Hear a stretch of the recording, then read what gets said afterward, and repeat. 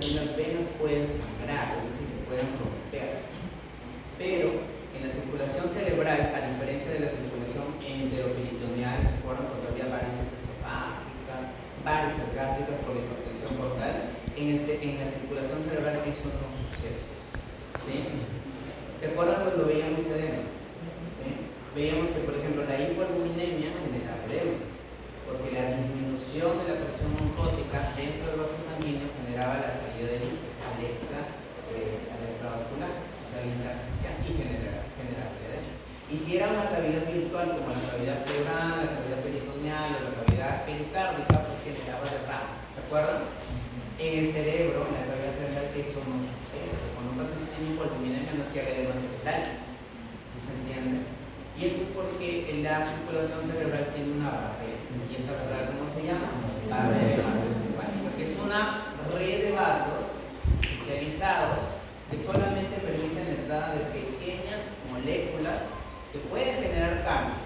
¿Sí? Y dentro de esas sustancias o moléculas que pueden entrar y pasar, digamos, atravesar la barrera hematoencefálica, no está la albúmina, porque la albúmina es una proteína muy grande, entonces no ingresa con facilidad. Por lo tanto, no tiene efectos dentro del parénquima cerebral, como si lo tienen otras sustancias, por ejemplo, el sodio. Cuando hay hipo o hipernatremia, el paciente puede tener deterioro neurológico, porque el sodio es pequeño, es un átomo, entonces sí puede pasar a través de la barrera hematoencefálica. ¿Estamos? Otro, por ejemplo, los virus, por eso es que a veces hay encefalitis virales o meningitis virales. Y en algunos casos de inmunosupresión, por eso es importante que ustedes vean los casos clínicos que se les presenta, entender el perfil del paciente. Si el paciente tiene algún grado de inmunosupresión, ya sea celular o humoral, este paciente tiene una barrera hematoencefálica dañada. Así que, aparte de virus, aparte de sodio, ahí sí pueden meterse incluso bacterias. Por eso es que hay meningitis bacteriana. ¿Estamos? En la fisiopatología del exceso isquémico, la mayor parte de las enfermedades que producen isquemia cerebral son las enfermedades del vaso, o sea, de la arteria. Y dentro de las enfermedades de la arteria, la más común es la ateromatosis, que es justamente la formación de placa en la arteria. Lo mismo que sucedía en el síndrome coronario. ¿Estamos? ¿Se acuerdan? Microfractura, entraba la LDL, células espumosas, proceso inflamatorio, crecía la placa dentro de la arteria y conforme iba creciendo iba obstruyendo, ¿verdad? Pero si había un accidente de placa, es decir, una rotura de la placa, esto llamaba más plaquetas y se formaba un trombo encima y tapaba la arteria o obstruía la arteria de manera total. Y eso pues genera isquemia. La isquemia no es más, en parénquima cerebral, no es más que la falta de oxígeno y glucosa en el tejido cerebral, porque esas son las dos moléculas que necesita el parénquima cerebral para subsistir: oxígeno y glucosa. ¿Quién lleva oxígeno al parénquima cerebral? La sangre oxigenada que va por las arterias. ¿Sí? ¿Quién lleva glucosa al parénquima cerebral? Bueno, la sangre que pasa por las arterias. Por eso una obstrucción arterial es causa de isquemia. ¿Se entendió? La isquemia tiene fases. Un tejido puede estar injuriado, puede recibir isquemia, puede detenerse el flujo. Nuestro trabajo como médicos, para en el caso de ustedes futuros médicos, Dios santo, pero futuros médicos, es que es desobstruir la arteria y lo que se puede. ¿Sí? Por eso es que nosotros utilizamos, por ejemplo, antiagregantes plaquetarios que justamente van a reducir esta agregación plaquetaria para que la arteria tenga un poco de flujo, ¿no? O anticoagulantes, el mecanismo fisiopatológico es un coágulo, o trombolíticos cuando ya queremos destruir toda la obstrucción, ¿estamos? Pero para yo entender cuál de esos tres fármacos voy a utilizar en el contexto de una serie isquémica, yo tengo que entender la causa de la fisiopatología. ¿Sí? Causa más común de ese isquémico, ¿cuál es? La aterotrombosis, es decir, la enfermedad de la arteria cerebral, la formación de placa, el accidente de placa. ¿Se entendió? Esa va a ser pregunta fija, no tal como esta, pero más o menos así. Entonces, indique el enunciado correcto, ¿no? Entonces, la causa más común en el 80% de los casos de ese isquémico es la aterotrombosis, es decir, la obstrucción arteria cerebral producto de una rotura de la placa o un accidente de la placa en la arteria. ¿Sí? Estas placas se pueden formar en cualquier arteria, pero la más comúnmente afectada, ¿cuál es? La media, ¿cuál? La derecha, la izquierda, arteria cerebral media y derecha. ¿Sí? Esa es la más comúnmente afectada. Y ustedes recordarán que cuando hablamos de la placa ateromatosa en el síndrome coronario agudo, para la formación de la placa, bueno, está buenísimo, ¿no? Cerebral media derecha. Cerebral media derecha. Ahí. Cerebral media derecha. Ya, cuando hablamos del síndrome coronario agudo, cuando se forma la placa ateromatosa, ¿se acuerdan? El inicio, ¿cuál era? La microfractura del endotelio, ¿cierto? Lo mismo sucede con los SBs isquémicos, cuando se forma la placa. Lo que tienen que entender ustedes es que un SB isquémico puede transformarse en una hemorragia porque la arteria está enferma. Es una arteria, pues, digamos, friable que se puede romper, ¿sí? Y el factor de riesgo más importante para el desarrollo de SB isquémico, ¿cuál es? La hipertensión arterial. ¿Por qué? Porque la hipertensión arterial que genera aterosclerosis. ¿Se acuerdan? ¿Qué es la esclerosis? Es el proceso de calcificación o envejecimiento de los tejidos. Ya los tejidos se van calcificando y un tejido calcificado es más quebrable, más fracturable. Y es justamente lo que sucede con el endotelio. Cuando el endotelio se empieza a esclerosar, y como este endotelio es de una arteria, se llama aterosclerosis.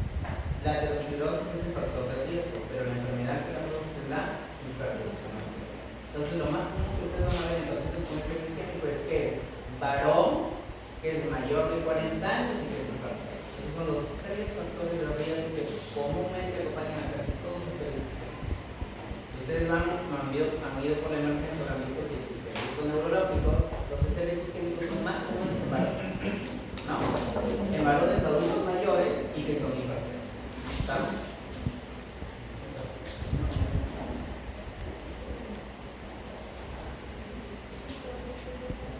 ¿Qué más? Bien, entonces, dentro de las otras causas de SB isquémico tenemos la segunda más frecuente. ¿Cuál es? Ya vimos la primera causa, ¿cuál es? Aterosclerosis, ¿cierto? O sea, el accidente de la segunda, cardio. La cardioembólica más o menos rodea el 20%, pero no es el 20% en sí, porque hay causas menos frecuentes, menos del 2%. Pero aquí tenemos a la cardioembólica. Y el factor de riesgo más importante para hacer cardioembolismo, ¿cuál es? La fibrilación auricular, sí. Pero más que la fibrilación auricular es toda aquella taquiarritmia, ¿sí? Taquiarritmia. Es decir, pacientes que pueden hacer frecuencias muy altas, pero con un ritmo irregular. La fibrilación auricular es la taquiarritmia más común, pero no es la única. Bueno, ¿por qué el paciente hace fibrilación auricular? ¿Alguien me puede explicar la fisiopatología de la fibrilación auricular? Porque ya deben estar muy bien versados en semiología y fisiopatología cardíaca, ¿no? Porque el técnico es examen. A ver, ponte de pie. Estás sentada, estás sentada.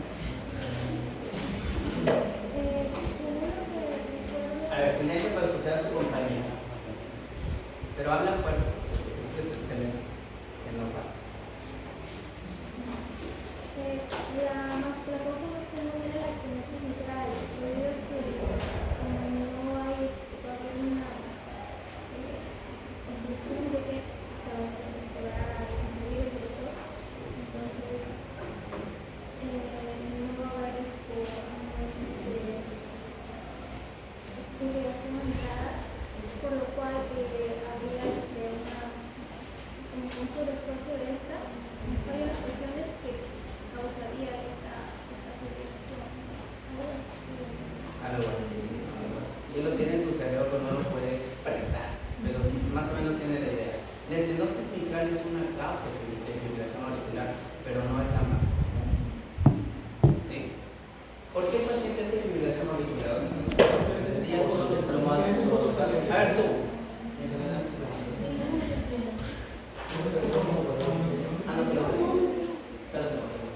Porcica.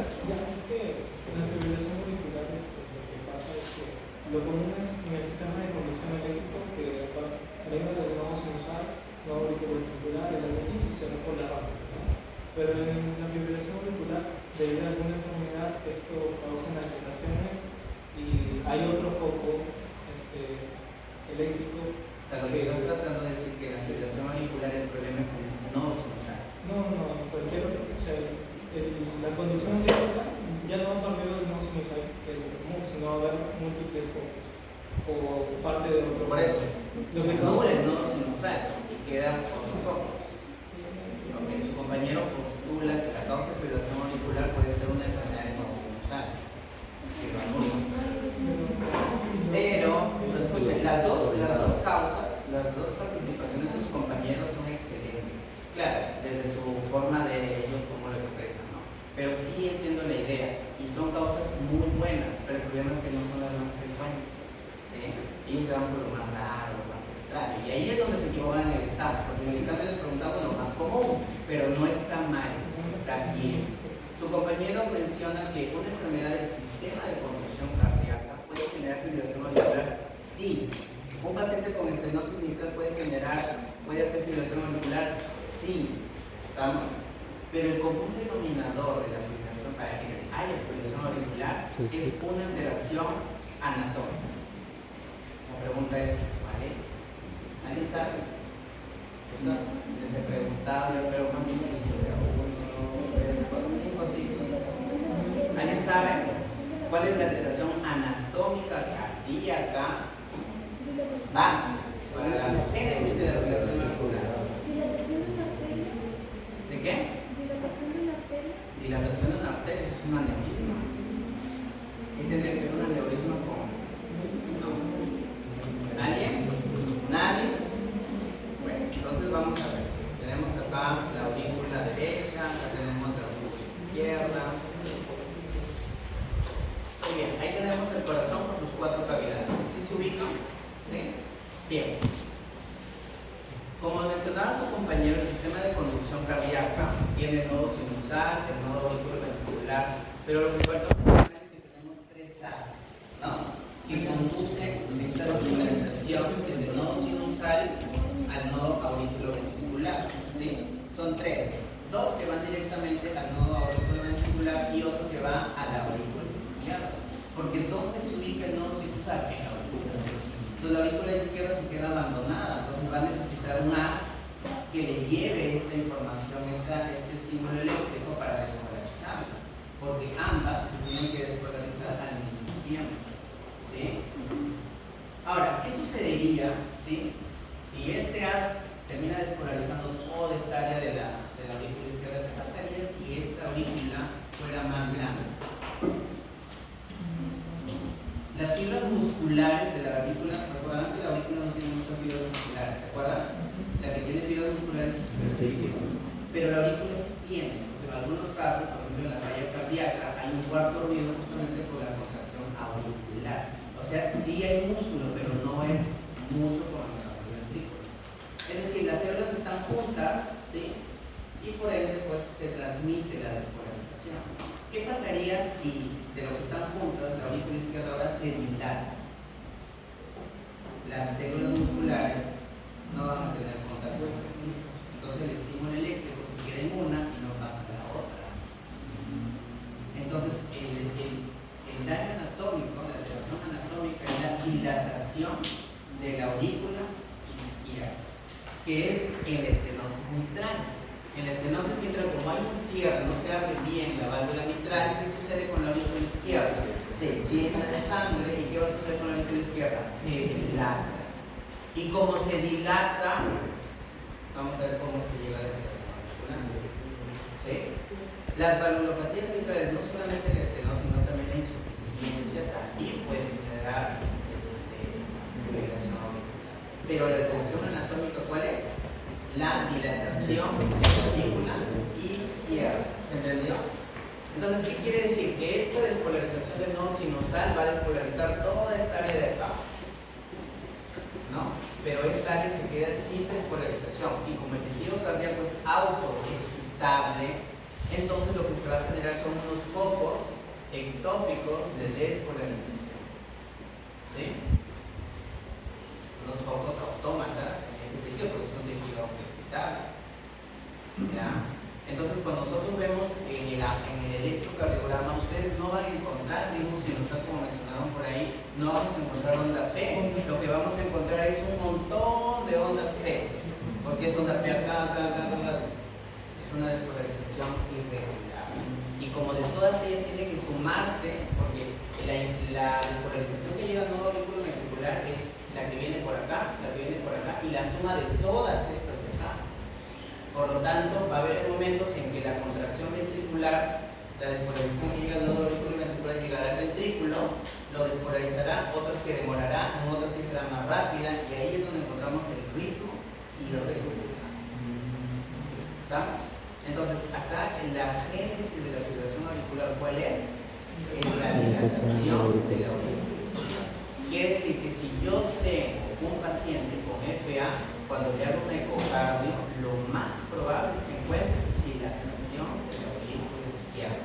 Y es que la génesis de la mayor parte de taquiarritmias supraventriculares, porque están por encima del ventrículo, son justamente por la dilatación de la aurícula izquierda. ¿Se entendió? ¿Sí? No se vayan a olvidar, por favor, porque eso puede venir en el examen. Por poco les doy el examen y ni así aprueban. Bueno, ahora, teniendo en cuenta esto, ya casi se entendieron. ¿Cuál es la causa más común de FA? O sea, ¿cuál es el factor de riesgo? Ya vimos que estenosis mitral sí lo es. ¿Sí? Si es un problema del nodo sinusal, pues también lo es. Pero dentro de las causas más frecuentes, ¿qué otra patología nos podría llevar a una dilatación de la aurícula izquierda que sea común?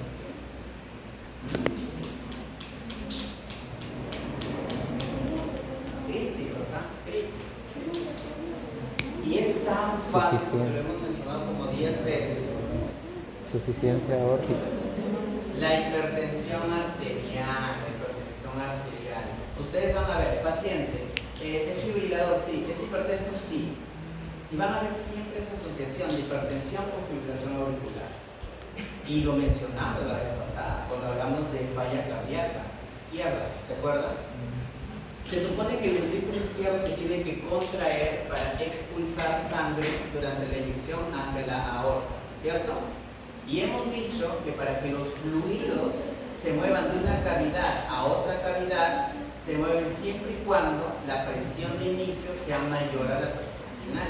Es decir, para que la sangre se mueva del ventrículo izquierdo a la aorta, la presión que esté en el ventrículo izquierdo tiene que ser mayor a la presión de la aorta, si no, no se mueve.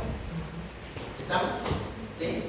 Por lo tanto, el ventrículo izquierdo se tiene que contraer para generar un aumento de presión durante la contracción isovolumétrica para aperturar la válvula aórtica y de esa manera generar la eyección.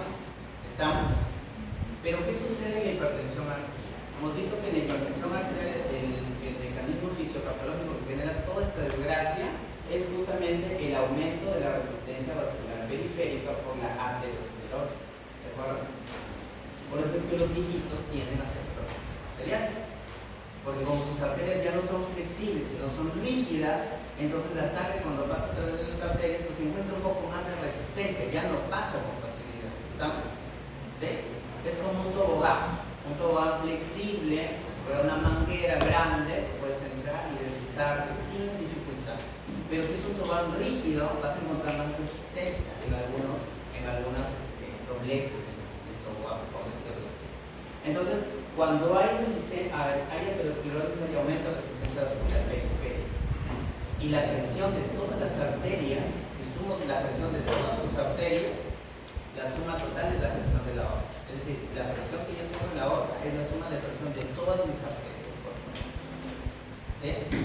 En un adulto mayor, hipertenso, que tiene un aumento de resistencia vascular periférica, ¿cómo estará esa presión en la aorta respecto a un paciente sano? Va a estar aumentada porque hay mucha resistencia. ¿Sí? Entonces, ¿qué tiene que hacer el ventrículo izquierdo? Contraerse con más fuerza porque tiene que vencer este aumento de presión. ¿Y eso qué va a generar? Hipertrofia ventricular izquierda. ¿Sí? Pero para cuando un músculo, digamos, ustedes por ejemplo si van al gimnasio y empiezan a hacer pues un gym, empiezan a auricular. ¿Qué es lo que tienen que hacer ustedes? Proteína, ¿no? Todas esas cosas para que el músculo se mantenga, porque con solo ejercicio no se va a mantener, tampoco va a crecer. Entonces, a la larga lo que sucede con este hipertrofia del ventrículo izquierdo, que sucede de manera compensatoria, es que las arterias, como también las arterias coronarias, las ramitas más finitas y aterosclerosa, se van cerrando y van generando necrosis microscópicas, matando célula por célula, habiendo microinfartos. Entonces, ¿qué va a suceder con el ventrículo? Con este músculo va a empezar a disminuir su capacidad de contracción. ¿Estamos?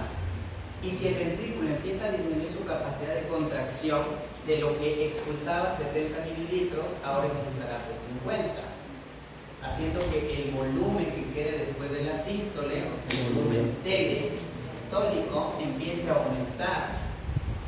La aurícula le va a seguir pasando sangre y por lo tanto el volumen al final de la diástole va a ser muy alto y va a salir sangre, pero se va a seguir quedando más. Y al final, ¿qué va a suceder con el ventrículo izquierdo? Se va a congestionar, es decir, se llenó. Entonces, aquí lo que vamos a ver es el término que hablamos la vez pasada, que se llama flujo retrógrado. Y este flujo retrógrado lo que va a hacer es que el volumen de sangre que está en el ventrículo izquierdo lentamente empiece a pasar ¿a dónde? A la aurícula izquierda. ¿Y qué va a suceder en la aurícula izquierda? La aurícula izquierda sigue recibiendo sangre de las venas pulmonares. Al haber mucho volumen, ¿qué va a suceder con la cavidad auricular? Se va a dilatar. Y esta dilatación nos lleva ¿a qué? A la fibrilación auricular. Por eso el factor de riesgo más importante para la fibrilación auricular es la hipertensión arterial. Sin dejar de lado la estenosis mitral, sin dejar de lado las enfermedades del nodo sinusal, sin dejar de lado la insuficiencia mitral. Ojo, sin dejar de lado cualquier enfermedad del corazón izquierdo. Es decir, una estenosis aórtica, una insuficiencia aórtica también puede generar fibrilación auricular. Porque a la larga, si es que por ejemplo la válvula aórtica no se abre, el ventrículo se llena y a la larga también va a llenar la aurícula izquierda por flujo retrógrado. Entonces, al final, ¿qué vamos a tener? Una aurícula dilatada. Una vez que tiene la aurícula dilatada, ese paciente se EFA, por lo que les acabo de decir. ¿Se entendió? Ok, entonces el factor de riesgo más importante para ese isquémico, tanto heterotrombótico como cardíaco, es la hipertensión arterial. Porque por una parte, la hipertensión arterial genera el problema de la formación de placa en la arteria cerebral y por otra parte, también genera el riesgo de generar fibrilación auricular, que a la larga lo que va a generar es el llamado ST isquémico cardíaco, que representa aproximadamente el 18-20% de los casos de ST isquémico. ¿Sí? ¿Se entendió? ¿Sí? En el ST isquémico cardioembólico, el detalle es que esta aurícula, como ustedes ven acá, tiene varios focos ectópicos, es decir, su contracción no es regular, no es uniforme. La idea de una despolarización en una cavidad muscular es que toda la cavidad se contraiga al unísono. ¿Estamos? ¿Qué sucede cuando tenemos varios focos ectópicos que se contraen por su lado? Tenemos una contracción totalmente irregular. ¿Y eso qué va a generar? La formación de coagulitos dentro de la cavidad. En este caso, ¿en qué cavidad? La aurícula izquierda. La aurícula izquierda está toda contrayéndose de forma muy irregular, muy desordenada. Entonces empiezan a formar cúmulos de sangre y se forman coágulos. Y estos coágulos, ¿dónde van a ir? Como nosotros estamos pues de pie, van a estar flotando. Cuando uno de esos coágulos llegue a pasar la válvula mitral, el riesgo es muy alto. ¿Por qué? Porque del ventrículo izquierdo es más fácil con la contracción de que salga a través de la válvula aórtica y vaya a la aorta. ¿Estamos? Y ahí no se queda el problema. La aorta tiene circulación que va al cerebro, por eso es que genera isquemia, pero también a la aorta abdominal, que puede generar también isquemia mesentérica, que son las dos complicaciones obstructivas isquémicas asociadas a la fibrilación auricular. Si el coagulito se va para arriba, que es lo más común, lo que va a generar es una obstrucción. ¿Sí? Una obstrucción tal como se generó cuando se formó la placa cervical. ¿Estamos? Ahora, la diferencia entre un SB isquémico aterotrombótico y un SB isquémico cardioembólico es que el SB isquémico aterotrombótico por lo general es extenso y es único. ¿Sí? Por favor, noten esto, no. Un SB isquémico aterotrombótico es extenso y es único por lo general. Esto implica que el paciente va a tener déficit motor de un solo lado, ¿sí? Probablemente tenga alteración de conciencia, pero el cardioembólico no, porque el cardioembólico en la aurícula izquierda puede tener varios coagulitos. Si se sale un coagulito, pues habrá isquemia por ese coagulito, pero si salen dos, salen tres. Entonces, como es el isquémico cardioembólico, yo puedo tener varias isquemias en el mismo momento. ¿Sí? Ahora, el tamaño del infarto, el tamaño de la isquemia va a depender del tamaño del coágulo, porque si yo tengo un coágulo grande, me va a obstruir una arteria grande, por lo tanto me va a obstruir una gran cantidad de parénquima cerebral. ¿Sí se entiende? Pero si es un coágulo pequeñito, obstruirá una región pequeñita de parénquima y probablemente no tenga mucha repercusión clínica. ¿Estamos? ¿Sí? Entonces, en un paciente con ese isquémico cardioembólico, su presentación clínica puede ser muy variada. Puede tener mucho déficit neurológico, como también puede tener muy poco déficit neurológico. Y eso va a depender del tamaño del coágulo que ha salido de la aurícula izquierda. ¿Se entendió? En cambio, el aterotrombótico no. En el aterotrombótico, como la arteria más afectada, ¿cuál es? La arteria cerebral media. A lo que vamos a ver ahí es que el área que irriga la arteria cerebral media es la que se va a isquemiar. ¿Sí? El área que irriga la arteria cerebral posterior es la que se va a isquemiar. Entonces, cuando nosotros vemos la tomografía, que es el examen de oro pues, para diagnosticar SB, vamos a ver que la lesión hipodensa, que es la típica, ustedes no lo van a imaginar. Entonces, las lesiones hipodensas en tomografía describen a las lesiones isquémicas. Entonces, un SB isquémico aterotrombótico, así como de libro, ven que este es el territorio de la arteria cerebral media, allá. Y está, toda esa área está pintada de una lesión hipodensa, allá. Ese es aterotrombótico de cajón. ¿Estamos? En cambio, los cardioembólicos no, puedes tener una isquemia por acá en la derecha, una isquemia en la izquierda, una isquemia en la derecha. Pueden ser pequeños, no necesariamente compatibles con el área que digo una arteria principal.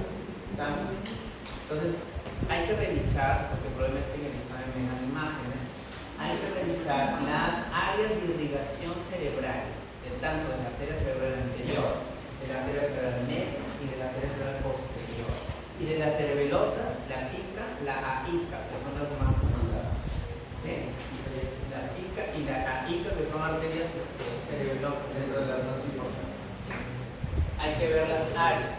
¿Qué áreas son las que pican? En las cardioembólicas no se respeta esas áreas. Pueden ser áreas más grandes que esas o pueden ser áreas más pequeñas. ¿Estamos? ¿Sí? Muy bien. Dentro de otras causas de SB isquémico, aparte de la aterotrombótica, la cardioembólica, ¿qué otras causas tenemos? Los lacunares. Bueno, los lacunares son casi el mismo mecanismo que sucede cuando les hablo que cuando el músculo se hipertrofia, ¿se acuerdan? Y los vasos más pequeños empiezan a tapar con la aterosclerosis, empieza a haber microinfartos. Lo mismo es con los infartos lacunares. Para que un paciente tenga un infarto lacunar es obligatorio que tenga hipertensión arterial, porque la hipertensión genera aterosclerosis y estos infartos se generan justamente en los vasos más pequeños. Lo que vamos a ver, como son vasos tan pequeños, no vamos a ver isquemias muy periféricas, van a ser muy centrales, ¿sí? Y lo que vamos a ver ahí son lesiones isquémicas en cambios basales y en algunos casos en el tálamo, que son estructuras subcorticales. ¿Sí? Ustedes estudian anatomía, ¿cierto? Ya. En anatomía, cuando estudiaban parénquima cerebral, recordarán que había una clasificación, ¿no? Región cortical y región subcortical. ¿Sí? La región cortical es todo lo que tiene que ver con fuerza motora, ¿cierto? La subcortical ya tiene que ver con termoenergesia, es decir, sensibilidad, sensación térmica, dolor. ¿Estamos? Y ahí, en esa parte también hay que tener cuidado, porque la mayor parte de los SB isquémicos aterotrombóticos, como generan lesión en grandes zonas, digamos son zonas muy amplias, pueden lesionar prótesis. Y la forma de presentación es muy diferente a un paciente que En un paciente con infarto lacunar, la estructura dañada es la corteza o la subcorteza. La subcorteza, ¿está? Voy a hacer la diferencia entre los dos. Cuando evaluamos a un paciente neurológicamente, lo primero que tenemos que evaluar, ¿qué es? Cuando se van a hacer un examen físico neurológico, ¿qué es lo primero que tienen que evaluar en el paciente? ¿Qué? La conciencia, muy bien. Entonces, evaluamos conciencia. La conciencia tiene dos componentes. ¿Cuáles son esos componentes? Nivel y contenido de la conciencia. Ahora, esto de diferenciar nivel de contenido no es por practicidad ni por hacerle la vida imposible a ustedes. Responde a una localización anatómica. Cuando nosotros vemos la corteza cerebral, voy a hacer un corte más o menos cerebral, ¿no? Ustedes ven acá, tenemos el ventrículo lateral, por acá los ventrículos, acá tenemos, ¿cierto? Acá tenemos la corteza, es lo que está por fuera, es decir, todo esto de acá, ¿no? Y la subcorteza es esta área de acá, donde están los ganglios basales y todo eso. ¿Estamos? ¿Sí? Lo de azul es la corteza. Lo profundo es la subcorteza. Donde están los ganglios basales está acá. En la corteza está la corteza frontal, parietal, temporal, occipital. ¿Estamos? Cuando ustedes evalúan a un paciente, esto de dividir en componentes de nivel y contenido es porque si un paciente tiene alteración de nivel, la lesión está en corteza. Si el paciente tiene alteración solo del contenido, el problema está en la subcorteza. Ese es el motivo de diferenciar nivel de contenido. ¿Sí? Y a ustedes no sé si les expliqué, y les vuelvo a explicar para los que ya no me escucharon, el ejemplo del borrachito. ¿Sí lo han escuchado? ¿Qué hablamos de borrachito? Acá su compañero, el quejón. Entonces, cuando hay que hacer, se va de cuerda. Jala un pasito hoy día y se va de cuerda, ¿no? Entonces, se va a llorar. Los primeros momentos, un paciente una persona cuando empieza a tomar tiene fases, ¿cierto? No, o sea, no es que de frente entras en coma, ¿cierto? Primero empiezas con alteración de tu conducta, ¿sí? Tal vez acá su compañero es serio, callado, mamando, pero tal vez con unas copitas encima pues empieza a ser amiguero, puede empezar a abrazar a la gente, eres mi amigo, te odio, ¿no? O sea, pues, entonces, este cambio de comportamiento corresponde a una alteración del contenido de la cosa, porque su nivel todavía está bien, porque el nivel es despierto, el paciente está despierto, pero su comportamiento empieza a variar, es decir, su conexión con el entorno empieza a cambiar. Eso es alteración del contenido. Una forma de evaluar el contenido de conciencia es estar en el ambiente, espacio, persona, pero no es lo único, también tiene que ver con su relación con los demás y con el ambiente. ¿Estamos? Cuando hablamos de nivel, estamos hablando de despierto, somnoliento, soporoso, o comatoso. Y esa diferencia entre estos cuatro niveles de conciencia están en relación a la respuesta de la apertura ocular. Por ejemplo, ustedes ahorita, casi todos, están despiertos, porque mantienen una apertura ocular. No necesitan de un estímulo para estar con la apertura ocular. ¿Sí? Si el paciente lo encontramos dormido y yo le hablo, le digo, señor, buenos días, y el paciente despierta, y cuando ya dejo de hablarle, nuevamente se duerme, eso es somnolencia. Si yo voy y encuentro al paciente dormido y le digo, señor, buenos días, el paciente despierta, le dejo de hablar, nuevamente se duerme, perdón, no despierta el llamado, ¿sí? No despierta el llamado, y es necesario hacerle así, o pellizcarle, o generarle dolor, y el paciente ahí hace apertura ocular, eso es socorro, ¿sí? Y el comatoso, pues es el que no responde nada, ¿no? Entonces, esos son los niveles. En este caso, su compañero al inicio está despierto, o sea, su nivel está bien. El problema es su contenido, porque ya su comportamiento se ve alterado. Su conexión con el ambiente, con las personas que lo rodean, ya es diferente. Entonces, ¿qué quiere decir? Que este paciente está teniendo problemas ¿dónde? En la región subcortical. ¿Sí? Porque cuando un paciente ingiere alcohol, la intoxicación alcohólica, el alcohol puede pasar la barrera hematoencefálica, las primeras estructuras que se empiezan a inflamar, porque el alcohol inflama, genera edema cerebral. Por eso que el paciente pues, tiene esa sensación de los alcohólicos del campo del mineral. Entonces se edematiza, se inflama, ¿estamos? Si esta inflamación sigue creciendo, ¿qué va a suceder? Se va a expandir. ¿Hacia dónde? Hacia afuera, ¿no? ¿Y qué va a generar? Lesión cortical. Si su compañero sigue tomando, ya lo vamos a ver cabeceando, ¿no? Al punto de que ya no va a despertar. Y va a pasar de despierto a somnoliento, a soporoso, y en el hospital está en coma, ¿no?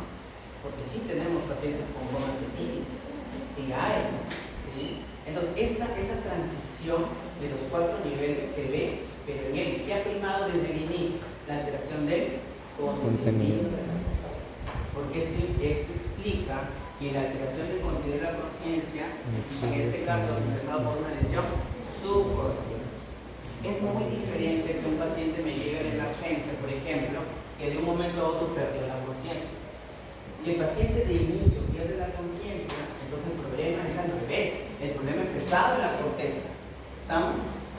Y si luego que despierta le empiezo a preguntar y no sabe cómo se llama, no sabe dónde está, no sabe en qué año estamos, entonces quiere decir que la lesión también compromete su corteza. Es la forma de interpretar.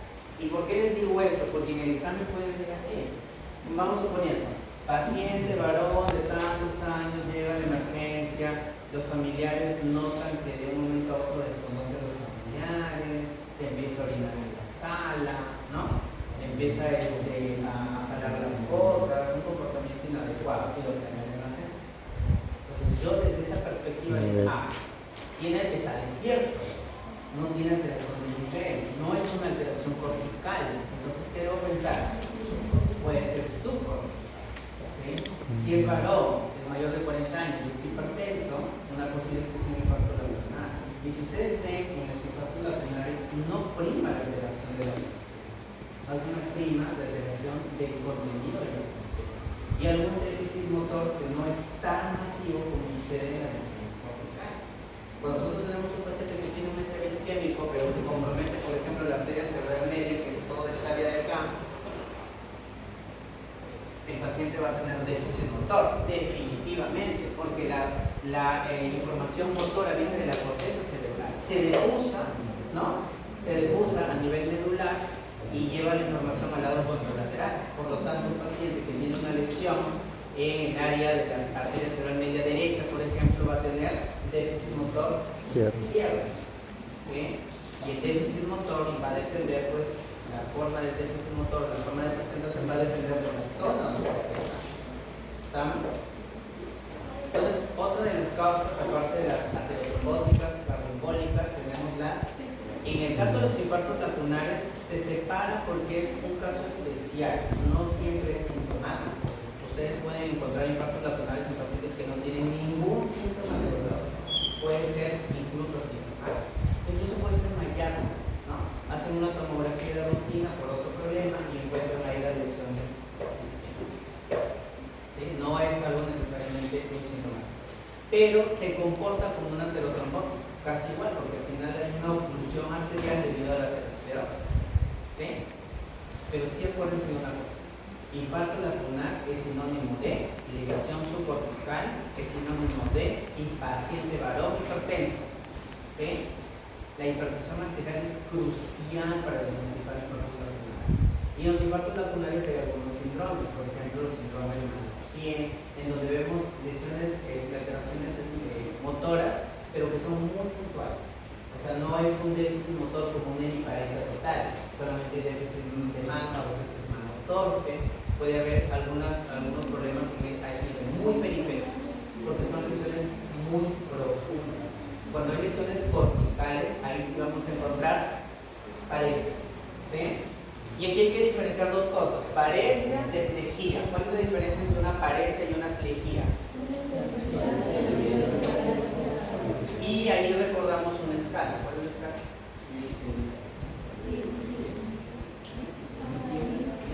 Una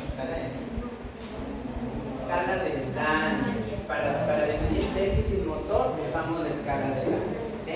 En la escala de daños usamos 0 así. 0, nada de movimiento. Eso se llama plejía. ¿Estamos? Si el paciente tiene movimiento del 1 al 4, eso es paresia. Y si tiene 5, pues está normal. ¿Sí? ¿Estamos? Si el paciente, por ejemplo, vamos a ver un muñequito. Vamos a suponer que este paciente en cuestión Daniel. está en posición anatómica. ¿Estamos? ¿Sí? Ese muñequito de ahí. Si el paciente tiene, en el examen puede venir así. Parece disminución de movimiento. Parece disminución de ¿Ya? movimiento. ¿Cómo describo semiológicamente esto? Porque eso venía en el examen. ¿Cómo describimos semiológicamente eso? Primero, tengo que analizar clínicamente cómo está la fuerza motora de los 4 miembros. ¿Estamos? Parece Después izquierda de mi contra lateral. análisis, yo concluyo que mi escala de Daniels para el miembro superior derecho es de 3/5, miembro inferior derecho 3/5, izquierdo 5/5, 5/5. ¿Estamos? Pero yo no voy a poner en mi examen físico, en la fuerza motora, voy a poner solo eso. Tengo que interpretar. ¿Cuál es la interpretación de ese muñequito de Daniels? En mi parecia en mi cuerpo derecho. Mucha redundancia, ¿cierto? Es mejor decir en mi parecia derecha. Evidentemente en el cuerpo, ¿no? ¿Eso de mi parecia derecha? Sí, pero no es suficiente. Porque si el miembro inferior tuviera 2/5, sigue siendo mi parecia derecha. ¿Qué diferencia hay esa con este? Moderado. Tiene que haber alguna diferencia, ¿cierto? Moderado. Vamos a poner otro muñequito de Daniels acá. Vamos a poner que acá es 3/5, acá es 1/5, acá 5/5, 5/5. ¿Cuál sería el diagnóstico en la interpretación? En mi parecia derecha, ¿cierto? La de arriba también es en mi parecia derecha. ¿Son iguales? Tiene que haber una forma de diferenciarlo, porque si yo digo, el paciente tiene mi parecia derecha, no me están diciendo nada. Porque la idea es que cuando ustedes describan su examen físico neurológico, el examen físico a mí me ayude a identificar dónde diablos está la lesión. ¿Estamos? Entonces, ¿cuál es la diferencia acá entre los dos? Bien, el término acá que tienen que utilizar es la palabra proporción. En el primer caso, el paciente sí tiene mi parecia derecha, pero es proporcional, es decir, la intensidad del déficit motor es igual en ambos, tanto en el miembro superior como en el miembro inferior. Por lo tanto, es una hemiparesia derecha proporcional. ¿Sí? En cambio, en este caso de acá, no es proporcional, pero yo no me quedo en eso. No digo solamente que hemiparesia derecha no proporcional, sino que tengo que agregar dónde está el mayor déficit motor. ¿Dónde hay más déficit motor? Inferior. En el miembro inferior o en el superior. Inferior. En el superior. Inferior. Tiene 1/5 en el inferior y 3/5 en el superior. ¿Dónde tiene menos fuerza? En el inferior. Por lo tanto, mi interpretación, ¿cuál va a ser? O mi descripción. Parece En mi parecia proporcional derecha, inferior. no proporcional a predominio plural. Porque justamente en el miembro inferior es donde hay más déficit motor. Así que en el examen puede venir paciente, varón, inglesa, con alteración de conciencia, luego que despierta. Al examen físico encontramos en mi parecia derecha, no proporcional a predominio plural. Entonces yo tengo que imaginarme que hay un déficit motor mayor en el miembro inferior, lo que implica que probablemente la corteza frontal, o sea, arteria cerebral anterior, está más afectada. Entonces eso me orientaría a pensar que la arteria cerebral anterior es la que está afectada. ¿Se entendió? Y como es un déficit motor derecho, la arteria cerebral afectada es la izquierda, porque recuerden que las lesiones son contralaterales. ¿Sí? Entonces, esa es la interpretación. Puede que en el examen venga esta gráfica para que ustedes puedan interpretar, o puede que el muñequito venga para que ustedes más o menos indiquen dónde está la lesión, en qué arteria. O podría venir, en caso clínico, no con el muñequito, pero con la descripción, es decir, que mi parencia derecha no proporcional al predominio plural. Si el déficit motor es mayor en el miembro inferior, se llama plural. Si es en el miembro superior, braquial, ¿sí? Si el paciente tiene mayor déficit motor en miembros superiores, predominio braquial. ¿Se entendió? Miembro inferior es plural, miembro superior es braquial. Ahora, si el paciente tiene 0 de 5 en ambos, entonces se dice hemiplegia. ¿Estamos? Si el paciente tiene déficit motor solamente en un miembro, es decir, por ejemplo, solamente en el miembro superior derecho, por ejemplo, 0 de 5 y los demás 5 de 5, ¿cómo se llamaría? El paciente mueve todo esto acá, no, pero este brazo no. Mono parece. El derecho. Mono ¿Cómo se parece. llama eso? Mono parece. Si no mueves monoplegia. Sí, monoplegia, pero hay que especificar de miembro superior derecho. No puede ser desde tiene que especificar que miembro. ¿Estamos? Si el paciente tiene déficit motor de 3 sobre 5, tanto el miembro superior izquierdo como el miembro inferior izquierdo, es decir, de parecia izquierda proporcional. No se olvide de eso proporcional. Y si el paciente tiene déficit motor, por ejemplo, 3 de 5, pero de ambos miembros inferiores, ¿cómo se llamaría?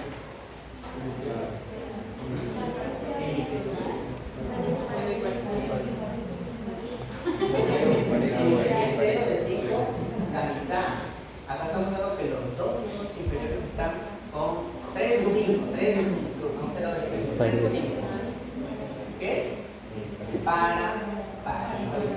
Primero parece porque hay movimiento de la energía.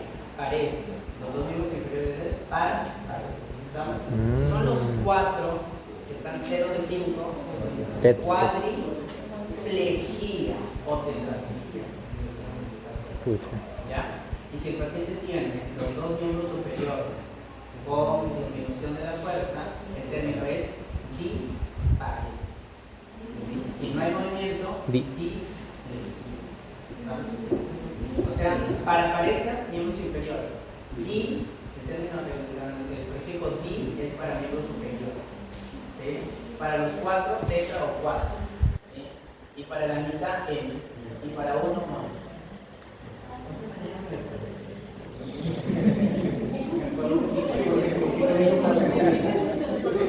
No, hay que regresar al porqué.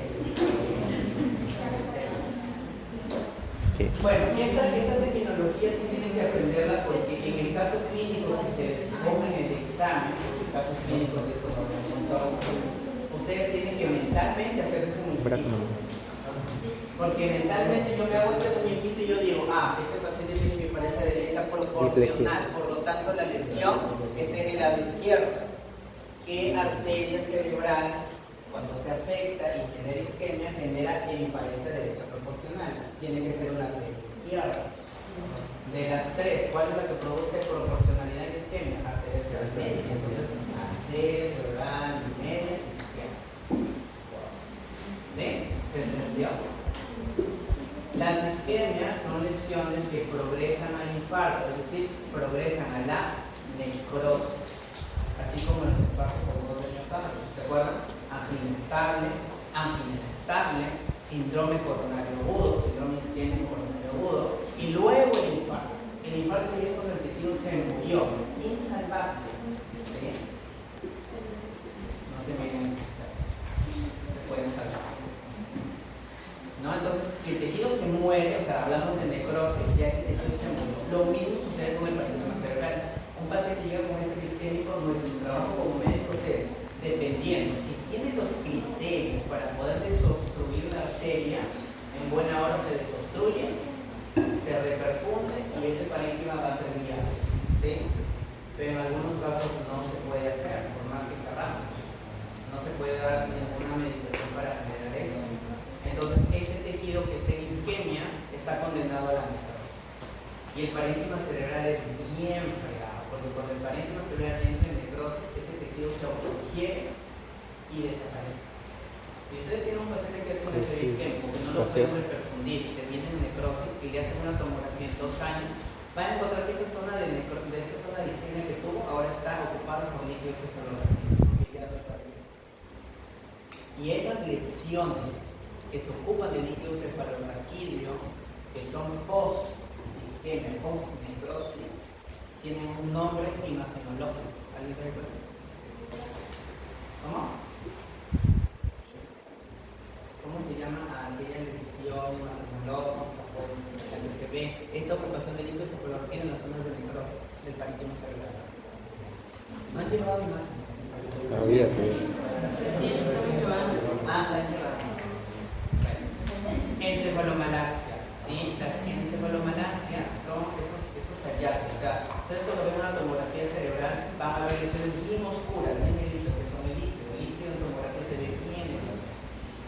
van a ver que estas zonas de necrosis tienen la misma densidad que los ventrículos que tienen el líquido cefalorraquídeo. Y eso se llama encefalocitosis.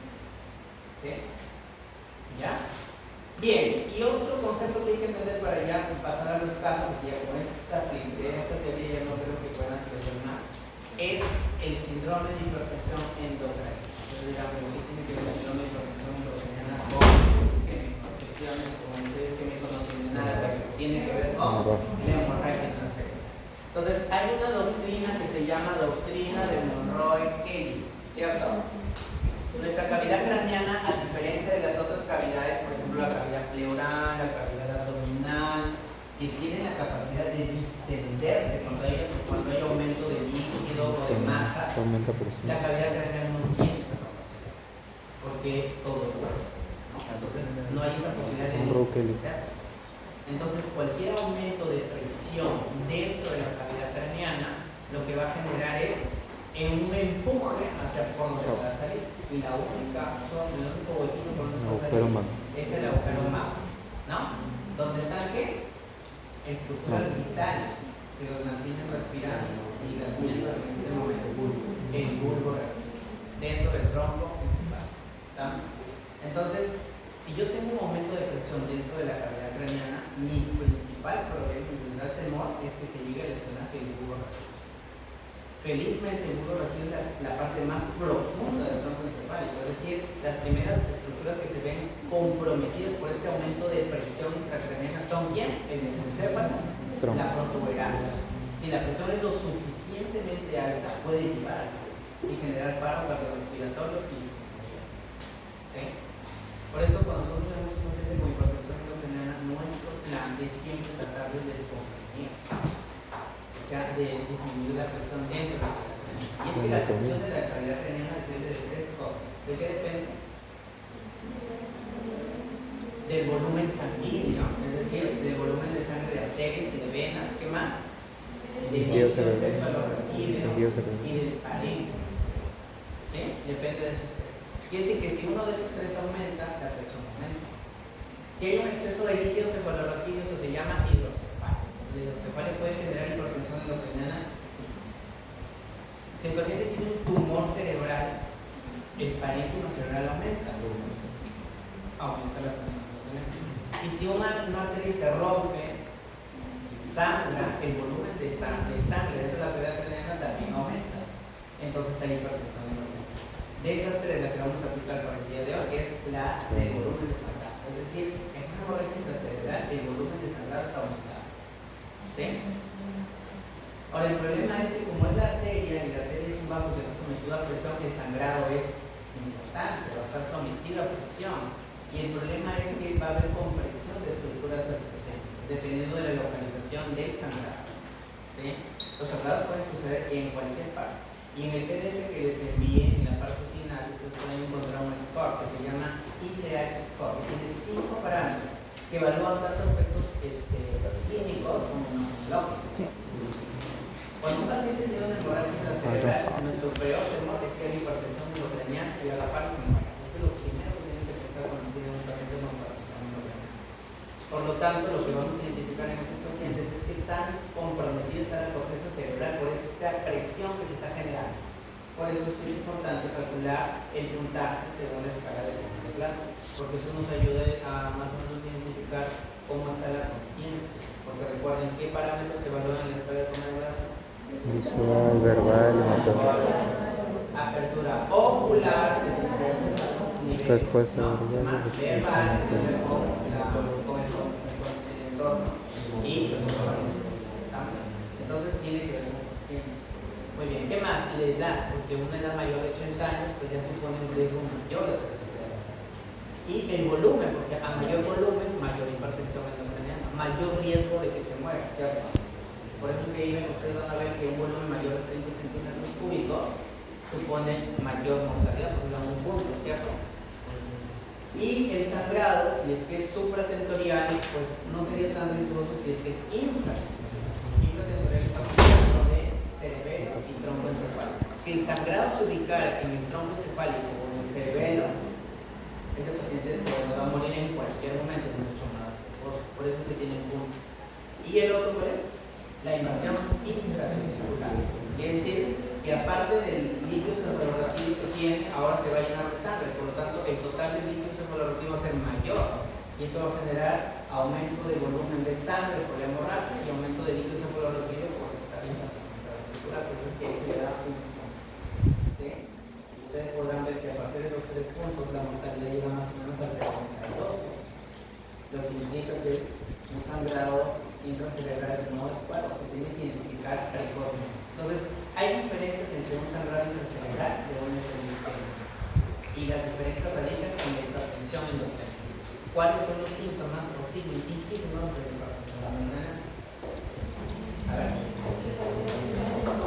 ¿Cuál? Cefalea. ¿Y por qué cefalea? Inflamación de meninges. Por el estiramiento de las meninges. Y la única meninge que está inervada por fibras nerviosas tipo C que conducen el dolor, ¿cuál es? ¿Cuál es? La dura madre. Se siente la dura madre. Entonces, cuando la presión aumenta, entonces la dura madre se estira. Es como lo que sucedía con la cápsula de Gleason, ¿se acuerdan? Cuando había patomegalitis, la cápsula de Gleason se estiraba y generaba dolor. Lo mismo sucede con la cápsula. Entonces, la cefalea, ¿qué más? Vómitos, náuseas. Vómitos en proyectil, porque hay un estímulo directo del centro del vómito. Entonces, esto puede generar vómitos en proyectil sin necesidad de náuseas previas. Recuerden que el paciente que tiene náuseas antes de los vómitos, ese vómito es de origen gastrointestinal. El paciente que vomita directamente, eso es ¿qué? En proyectil.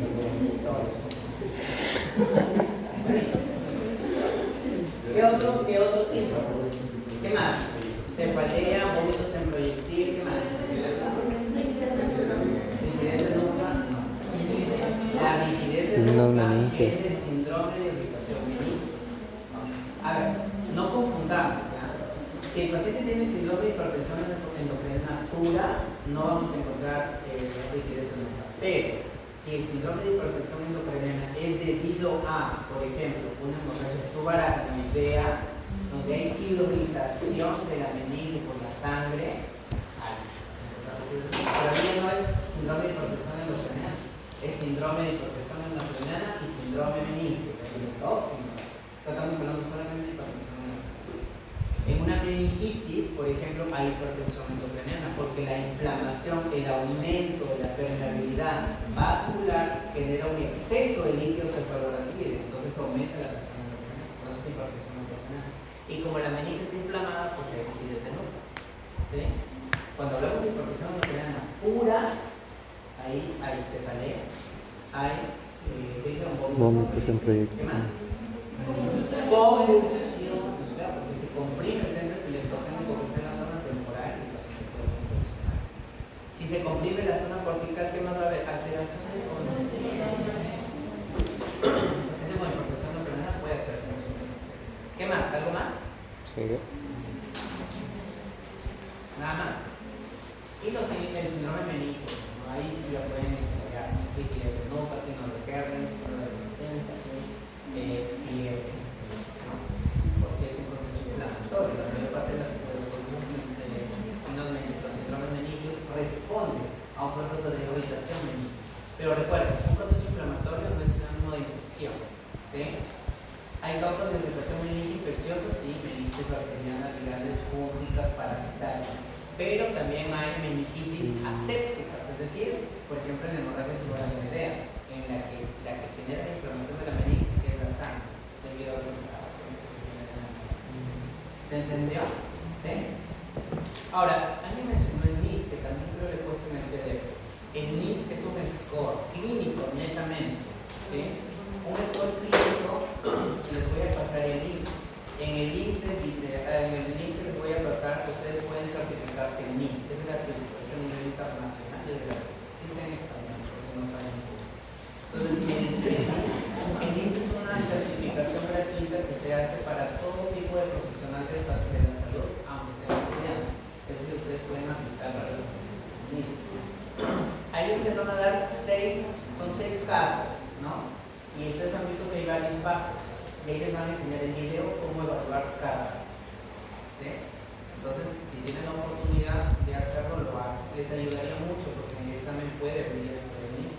El NIS Score no tiene nada que ver con imágenes, no tiene nada que ver con estudios analíticos del laboratorio, es netamente clínico.